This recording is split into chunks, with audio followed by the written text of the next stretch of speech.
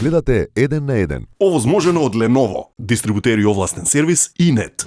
Dovela sam ga u Kragujevac da ga upoznam sa roditeljima, mojom babom Bosiljkom, to je očeva majka koja živi u kući iznad naše u Kragujevcu, i sa baba Ružom koja je mamina majka. Odlično. I oni su lepo se ispričali, upoznali to sve, i kad Ivan otišao, ja je pitam, i kako ti se, pitam babu Bosiljku, tatinu mamu, koja je jedna onako stamena žena, ćuti, ali kad kaže, direktno u centar. I takva je uvek bila. Znači, te kad je otišla s ovog sveta i kako sam postajala starija, ja sam u stvari sve više shvatila kolika je to gromada od žene bila i kakva duša, mislim. Ali kad si mali, ti to ne možeš da vidiš, tebi samo nešto baba grdi. Da, točno. Nemoj ovo, nemoj ono, smiri se, tako. I ja je pitam, baba, kako ti se svidao moj dečko? Ona kaže, dobar, lijep dečko. Ali ne dopada mi se njegov posao. Ne valja mu posao. Ja kažem, što mu bre ne valja posao, šta je bilo?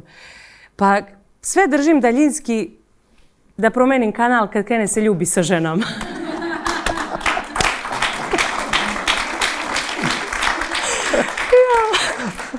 I ja kažem, pa baba, to kao Bojagi. Ma čuti ti, šta kao Bojagi? Pa ja sam videla, i tako, to je presmešno bilo.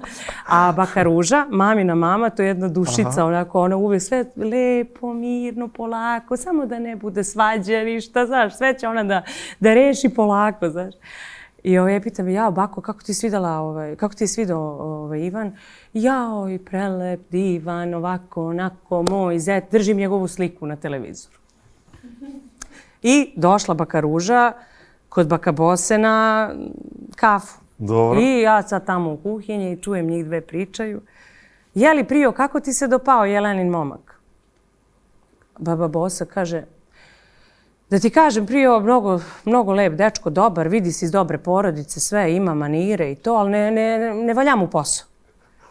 Što, Prijo? Pa ljubi se sa ženama u seriji, u filmovima. Ja sve držim daljinski da promenim kanal kad krene.